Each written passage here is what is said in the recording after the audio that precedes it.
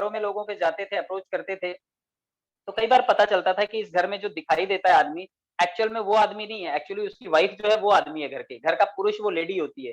तो अगर आप अपनी स्किल को डेवलप नहीं करेंगे, तो आपके घर में जो डोमिनेशन है वो फीमेल का होगा, और अगर फीमेल का ज़्यादा डोमिनेशन होगा और आप मेल हैं और आप अपनी स्किल्स को डेवलप नहीं करते हैं, तो आपके लिए बड़ा मुश्किल होगा सोसाइटी में अपने आत्मसम्मान को बचाए रखना। तो फीमेल्स का स्किलफुल होना, उनका डोमिनेशन होना, उनके अंदर उनके फादर का गुण है ये। उनके अंदर उनके फादर से मिला है, उनकी लीडरशिप स्किल्स हैं। कई लेडीज़ जो होती हैं, अभी जैसे बनीता नायक मैडम है यहाँ पे, या फिर मेरी वाइफ है, या फिर आपने मनीषा मैडम को देखा होगा, जितनी भी लेडीज़ मंच सँभालती हैं आकर के, चारू शामल मैडम हैं, ये सभी की सभी इनके फादर के गुणों के ऊपर इन्होंने काम किया, इसलिए इनके अंदर लीडरशिप स्किल्स जो हैं वो बहुत अच्छी हैं। लेकिन सेल्स में आपको मदरहुड वाली फीलिंग लेकर के आनी होती है। अगर आप थोड़े से इमोशनल हैं, थोड़े से लोगों को सुनने समझने का काम करते हैं, आप सेंटी हो जाते हैं थोड़े से, तो ये सेल्स में बड़ी काम की होती है चीज़। तो आप सेल्स के लिए इमोशनल बनिए, लेकिन लीडरशिप के लिए अपने फादर के गुणों का इस्तेमाल करके आप थोड़े से कड़क भी बनिए और कॉन्फिडेंट बनिए। ये आपको डेवलप करने में, आपको फ्यूचर में टॉप में ले जाने के लिए ये चीज़ आपकी बहुत मदद करेगी, और आपके अंदर जब लीडरशिप वाले गुण आने लगते हैं, तो ये आपको महानता की तरफ ज़रूर लेकर के जाते हैं। विज़न होना चाहिए एक लीडर का। क्वालिटी ऑफ गुड लीडर जो है उसमें विज़न होता है। विज़न का मतलब जो होते हैं, दूरदर्शिता होनी चाहिए। काफ़ी सारे जो लीडर होते हैं, क्या स्ट्रैटेजी बनाते हैं उनको बिल्कुल क्लियर होता है। अभी अगर रघुनाथ जी को पता है कि आज मैं ये 40-50 या 100 लोगों की मीटिंग करता हूँ, लेकिन एक दिन मुझे 100 लोगों की, एक दिन 500 लोगों की और एक दिन 1000 लोगों की मुझे मीटिंग करनी है। तो वो शॉर्ट टर्म गोल 100 लोगों का रख सकते हैं, मिड टर्म गोल वो 500 लोगों का रख सकते हैं, और लॉन्ग टर्म गोल वो 1000 लोगों का रख सकते हैं। और ये संभव है कि आप जिस जगह पर रहते हैं, वहाँ पे अभी भी इतना क्राउड बाकी है, जिसे पर्ल वाइन के बारे में नहीं पता है। लेकिन अगर आप इस विज़न को रखेंगे, तो आने वाले टाइम में आप देखिएगा, एक दिन 1000 लोगों की मीटिंग के लिए आप इनवाइट करेंगे लोगों को कि आप आइए मेरी मीटिंग में और यहाँ पर प्रेज़ेंटेशन दीजिए। तो ये एक लीडर को पता होता है कि उसे अपनी गोल को कैसे अचीव करना है और अपने टीम को कहाँ लेकर के जाना है। तो जितने भी लीडर्स को ये लगता है कि उनका टीम का साइज़ बड़ा होना चाहिए और उनका जो गोल है वो अचीव होना चाहिए, तो उनको शॉर्ट टर्म, मिड टर्म और लॉन्ग टर्म, ये 3 टुकड़ों में अपने गोल को डिवाइड करना होगा, और फ्यूचर विज़न को हमेशा क्लियर रखना होगा। क्योंकि शॉर्ट टर्म गोल होता है, वो हो सकता है थोड़ा मुनाफ़ा दे, मिड टर्म गोल थोड़ा और ज़्यादा देगा, लेकिन लॉन्ग टर्म गोल आपको जब अचीव होगा, तो आपको मुनाफ़े की गिनती नहीं कर पाएँगे आप। और ये आपकी लीडरशिप स्किल्स के लिए बहुत ज़रूरी है कि आप अपने गोल को कैटेगराइज़ करें। आप बड़ा, छोटा, बड़ा और फिर उससे बड़ा, टुकड़ों में गोल को अचीव करें। डायरेक्ट बड़ा गोल अचीव करने जाएँगे तो मुश्किल होगा। तो आप उसको छोटे-छोटे चंक्स बना करके, जैसे हम खाना खाते हैं, तो खाना खाते टाइम हम लोग कभी भी एक पूरी रोटी एक साथ नहीं खा जाते, हम उसके छोटे-छोटे टुकड़े करते हैं, छोटे-छोटे पीसेस बनाते हैं, छोटे-छोटे निवाले करते हैं, और फिर उसके बाद देखिए हम पूरी चपाती भी खा सकते हैं। तो इसी तरह गोल जब अचीव करना है, तो आपको टुकड़ों वाइज़ उसको अचीव करना पड़ेगा। सभी को साथ लेकर के चलने वाला, लीडरशिप का एक बहुत अच्छा गुण होता है कि आप सभी को लेकर के साथ में चलते हैं। एक अच्छा लीडर जो होता है, चाहे वो उसका परिवार हो, चाहे समाज हो, चाहे उसकी टीम हो, चाहे उसके एम्प्लॉइज़ हों, चाहे उसके पड़ोसी हों, चाहे कोई सोशल कॉज़ में वो इन्वॉल्व हो, उसका काम होता है कि वो सबको एक साथ लेकर के आगे बढ़ता है और अपनी स्किल्स को डेवलप करता है, और साथ में लोगों की स्किल्स को भी डेवलप करता है, और किसी से कोई भेदभाव नहीं करता। देखिए, आपने देखा होगा हमारे देश के पॉलिटिकल लीडर्स हैं, जब इलेक्शन आते हैं, तो वो एकता दिखाते हैं। तो वो गरीब के घर जाकर के रोटी खाते हैं, किसी के झोपड़े में रहने के लिए चले जाते हैं। तो कई बार ये नौटंकी सी भी लगती है कि ये सिर्फ़ मौके पे जाकर के ऐसा करते हैं। जब इनको ज़रूरत पड़ती है, तो ये लोग लोगों के घरों में जाकर के आडंबर और नाटक करना शुरू कर देते हैं। लेकिन मैं अच्छे लीडर की पहचान अगर आपको बताऊँ, तो अच्छा लीडर देखिए नॉर्मल लोगों से भी वो उतने ही अच्छे से पेश आएगा जितना वो किसी हाई-फाई से पेश आ रहा है। तो वो गरीबों के घर सिर्फ़ ओकेज़नली खाना नहीं खाने के लिए जाएगा, वो कभी भी किसी के भी घर पहुँच करके उसको विज़िट दे सकता है, उसके साथ में रह सकता है, उसके कंधे पर हाथ रख कर के अगर उसको आश्वासन देता है कि मैं तुम्हारे साथ हूँ। पब्लिक को देखिए आश्वासन चाहिए होता है, अगर आपकी टीम है और आप उसके कंधे पर हाथ रख कर के उसको बोलते हैं कि कभी भी ज़रूरत लगे आप रात को बोलिए, 2 बजे बोलिए, 12 बजे बोलिए, आप कभी भी मुझे याद करेंगे, मैं आपके लिए हाज़िर हूँ। आपकी भीड़ को आश्वासन से ज़्यादा कुछ नहीं चाहिए होता है, वो आपसे ज़्यादा पैसे नहीं माँगती है, वो आपका साथ तब देती है, जब आप उसे आश्वस्त करते हो और आप उसके साथ होने का वादा करते हो। तो आप अपने साथी को साथ में लेकर के चलिए, अपनी टीम को साथ में लेकर के चलिए, ये आपकी लीडरशिप स्किल को डेवलप करेगा। और अगर आप ऐसा कर पाते हैं और आपको समझ में आती हैं ये चीज़ें, तो आपको लोगों के दिल में अपनी जगह बनाने के लिए आपको बहुत अच्छी मदद मिलेगी। भगवान राम भी यही किया करते थे, सबको साथ लेकर के चलते थे। आप करेज करेज की बात देखिए, करेज का मतलब क्या होता है? लीडर के अंदर एक ये चीज़ और बड़ी गुण होना चाहिए उसके अंदर, हिम्मत होनी चाहिए उसके अंदर।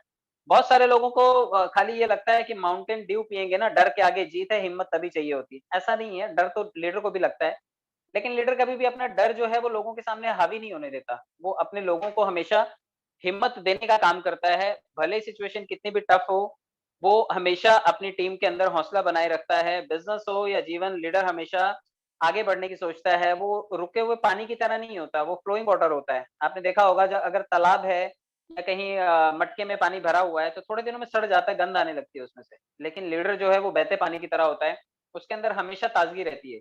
तो आप जितने लीडर्स को देखेंगे, वो बड़े हिम्मती होते हैं और भीड़ हमेशा चाहती है कि हमारा लीडर जो हो ना, वो हिम्मत वाला हो, वो डेयरिंग बाज़ हो।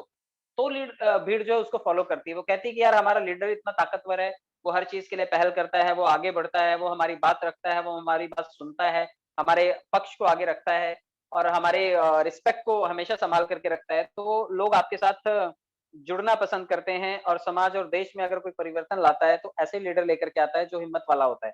वरना डरपोक लोग तो घरों में बैठे रहते हैं। आप देखिए जिसने भी पर्ल वाइन की शुरुआत की होगी, मैं उसे डेयरिंग बाज़ी बोलूँगा, उसके अंदर बड़ी हिम्मत थी। मैं और आप तो आज बहुत अच्छे माहौल में काम कर रहे हैं, हमें पता है कि लोगों के ऑटो पूल आते हैं, हमें पता है कि लोगों को फास्ट ट्रैक इनकम मिलती है, टीम परफॉर्मेंस मिलता है, 20-20 मिल रहा है, दिखाने के लिए वॉलेट्स हैं।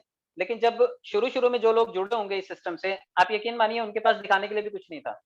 उनके पास वॉलेट में भी कुछ नहीं था, ना तो उनके पास पैसे थे, ना उनके पास टीम परफॉर्मेंस था, कुछ भी नहीं था। लेकिन एक चीज़ थी और वो था करेज। तो आप और मैं अगर आज भी इतना सब कुछ होते हुए हिम्मत नहीं दिखाते हैं, करेज नहीं दिखाते हैं, तो मुझे और आपको थोड़ा-सा सोचना चाहिए अपने बारे में कि हम कैसे लीडर बन रहे हैं। एक अच्छा लीडर करेज वाला होना चाहिए, हिम्मती होना चाहिए। चलिए आगे बढ़ते हैं। इंटीग्रिटी आप देखिए कि एक लीडर का एक बहुत अच्छा काम होता है वो इंटीग्रिटी वाला होता है। इंटीग्रिटी का मतलब होता है जोड़ना, इंटीग्रेशन बोलते हैं उसको। आपने मैथमेटिक्स में इंटीग्रेशन डेरिवेशंस पढ़े होंगे। इंटीग्रिटी का मतलब है जोड़ करके रखना। आप देखिए कि किसी भी टीम में सभी लोगों का अगर कोई विश्वास जीतता है तो वो लीडर होता है। टीम एक दूसरे पर भरोसा नहीं करती लेकिन टीम अपने लीडर पर ज़रूर भरोसा करती है। तो आपने अपनी टीम के साथ ऐसा तालमेल बनाया है क्या? अगर आपने नहीं बनाया तो आप उसे ज़रूर बनाइए क्योंकि आपका आपकी टीम के साथ जो तालमेल है, अगर आपने वो अच्छा बनाया है तो आपकी टीम आपके साथ जुड़ना पसंद करेगी। आपको सिर्फ़ एम्प्लॉइज़ ही अच्छे नहीं मिलते, आपको सिर्फ़ उन एम्प्लॉइज़ की ही फीलिंग नहीं मिलती, आपको उनके परिवार से जुड़ी हुई फीलिंग भी मिलती है। क्योंकि एक एम्प्लॉयी अगर आपके पास काम करता है तो बैकएंड पे उसके घर में 4 से 5 मेंबर भी हैं, वो भी आपको दुआएँ देते हैं। आपने सिर्फ़ उस एक एम्प्लॉयी को नहीं जोड़ा हुआ, एक टीम मेंबर को नहीं जोड़ा हुआ, आपने उसके परिवार को भी एक तार में बाँध करके रखा हुआ है। तो आप यूँ समझिए कि इंटीग्रेशन जो है वो बहुत ज़रूरी है, ईमानदारी रखनी है और लोगों के साथ में ईमानदार रहना है और यही ईमानदारी जो है आपको शॉर्ट टर्म में थोड़ी-सी ऐसा लगेगा कि यार पता नहीं इससे क्या मिलेगा, क्या नहीं मिलेगा।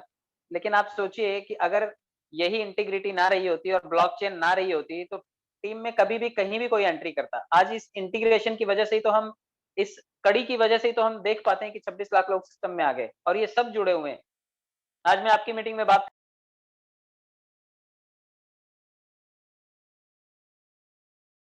पल वाइन का तालमेल नहीं होता तो शायद मुझे और आपको एक-दूसरे से कभी भी इतना सपोर्ट नहीं मिलता था।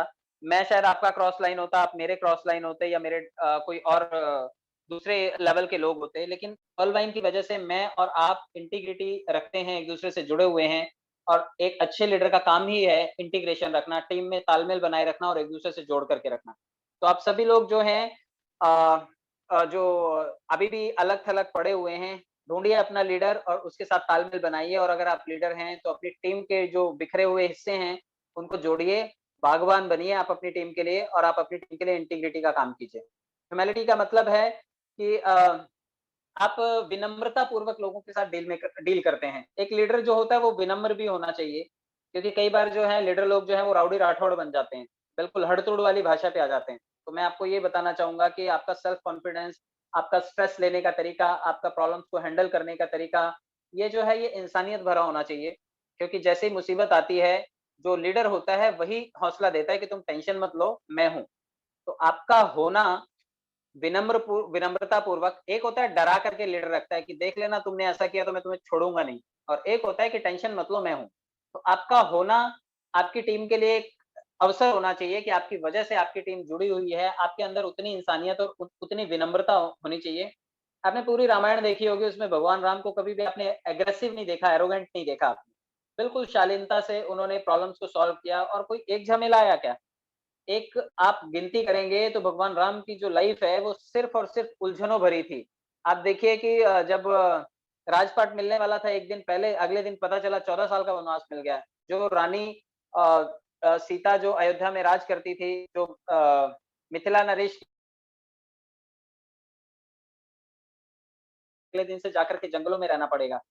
और वहाँ पे जंगल में जाने के बाद कितने राक्षस, कितने तंत्र मंत्र, फिर रावण उठा करके ले गया उनकी वाइफ को और उसके बाद उन्होंने बरसों 14 साल का वनवास इस तरह से काटा, वापिस आए तो फिर से वापिस वाइफ को छोड़ा, बच्चे उनके साथ में नहीं रहे। तो आप पूरी जीवनी अगर देखेंगे आप, तो उलझनों भरी थी, लेकिन उनकी विनम्रता जो है, वो उनको महान बनाती है। क्योंकि जब वो गए थे, तो वो राजा राम थे और जब लौटे तो वो मर्यादा पुरुषोत्तम राम थे। तो मैं आप लोगों को यही बोलना चाहूँगा कि जितने भी लोग आज इसमें भले ही आज मैं रविंदर बन के इस सिस्टम में जुड़ा, आज रघुनाथ जी बन के या फिर वनीता मैडम बन के आज जुड़े, लेकिन एक दिन ये शायद अगर सिस्टम कल को 1 करोड़ लोगों का हुआ, 2 करोड़ लोगों का हुआ, तो कल को लोग ज़रूर याद निकालेंगे आपकी कि एक दिन ये कॉमन मैन हुआ करते थे और आज देखिए इस लेवल पे टॉप पे पहुँचे हुए लोग हैं। तो आप जब सफलता की सीढ़ियाँ चढ़ते हैं, तो आप उतने ही विनम्र होने चाहिए, ये आपके अंदर गुण डेवलप होना चाहिए, ये लीडरशिप का बहुत बड़ा गुण है। स्ट्रेटेजिक प्लानिंग आप देखिए कि कोई भी गोल अचीव करना हो मार्केट की कंडीशन कैसी भी हो, मार्केट आज टफ है, लोग घरों में हैं, लोगों के पास पैसे भी नहीं है, लेकिन अगर आपकी रणनीति बहुत अच्छी है, तो आप आज भी अपनी टीम को मोटिवेट कर लेंगे और आपकी टीम फील्ड में जाकर के रिजल्ट निकाल लेगी। मतलब ये इसको बोलते हैं पत्थर में से पानी निकालना। तो स्ट्रेटेजी ही है जो आपको गेम पलट देती है और आप अपनी स्ट्रेटेजी की वजह से ही कोई भी युद्ध जीतते हैं। तो आपकी स्ट्रेटेजीज़ बहुत अच्छी होनी चाहिए। अगर आप अपनी टीम को लेकर के कोई भी गोल प्लान कर रहे हैं, चाहे वो फिर टीम में नंबर्स बढ़ाने की बात हो या फिर आपको टीम में लीडर्स बनाने की बात हो, क्वाड्स बनाने की बात हो या फिर कल को अच्छे पैसे कमाने की बात हो, ये सभी की सभी चीज़ें जो हैं, हो सकता है कि सिचुएशन बहुत फेवरेबल ना हो, लेकिन अगर आपकी रणनीति बहुत अच्छी है, आपके पास प्लान ए भी है, प्लान बी भी है, प्लान सी भी है अपनी टीम के साथ गोल अचीव करने का, तो आप अपनी स्ट्रेटेजीज़ ऐसी बनाइए कि आप अपनी टीम के गोल्स अचीव करने में आप उनको मदद कर पाएँ और जब आप ऐसा कर पाएँगे, तो आपकी टीम पर आपका विश्वास और आपका विश्वास अपनी टीम पर ये दोनों बढ़ेगा, विन-विन सिचुएशन होगी। तो आप अपनी रणनीतियाँ बहुत अच्छी बनाएँ टफ टाइम में भी आप जीतें और अच्छे टाइम में तो सुखद टाइम में तो आप जीतेंगे।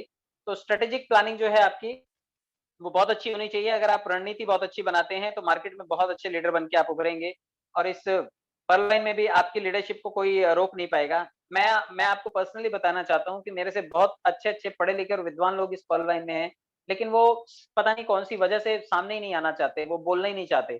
उनके अंदर बहुत गुण हैं, बहुत अच्छी पढ़ाई-लिखाई उन्होंने कर रखी है, लेकिन वो सामने ना आने की वजह से उनके गुण उनके साथ ही खत्म हो जाएँगे। मैं हर मंच पे जाकर के बोलने की कोशिश करता हूँ। मुझे ऐसा लगता है कि अगर मेरे पास कुछ है, तो ये मेरे साथ खत्म ना हो जाए। मैं जाते-जाते ये चीज़ें छोड़ जाऊँ और ये पब्लिक के लिए फ़ायदे की रहें। तो आपके अंदर अगर अच्छे गुण हैं, तो आप उसे ज़रूर बाहर निकालिए और आप उसको लिस्टेड कीजिए क्योंकि देखिए जितने भी ग्रंथ, वेद, पुराण लिखे हुए हैं, वो लिखे हुए हैं आज भी। कोई ताम्र पत्रों पर लिखा हुआ है, कोई पत्तों पर लिखा हुआ है, केले के पत्तों पर लिखा गया है। पता नहीं कौन-कौन सी भाषा में लिखे हुए हैं। तो आज भी वो संग्रह है। आज तो कम से कम एडवांस मीडिया है, आज तो आप गूगल पे डाल सकते हैं, आज आप जीमेल पे डाल सकते हैं, आप कोई भी चीज़ यूट्यूब पे डाल सकते हैं, फेसबुक पे डाल सकते हैं। तो आज आप अपना कंटेंट ज़रूर बनाइए, अपनी स्ट्रैटेजी बनाइए, उसे अचीव भी कीजिए और जो आपका गुण है, उसको निकालिए बाहर, तभी आपकी स्ट्रैटेजी सफल होगी और आप अपने गोल को अचीव कर पाएँगे। सबसे बड़ी बात आती है कि बातचीत करने का तरीका।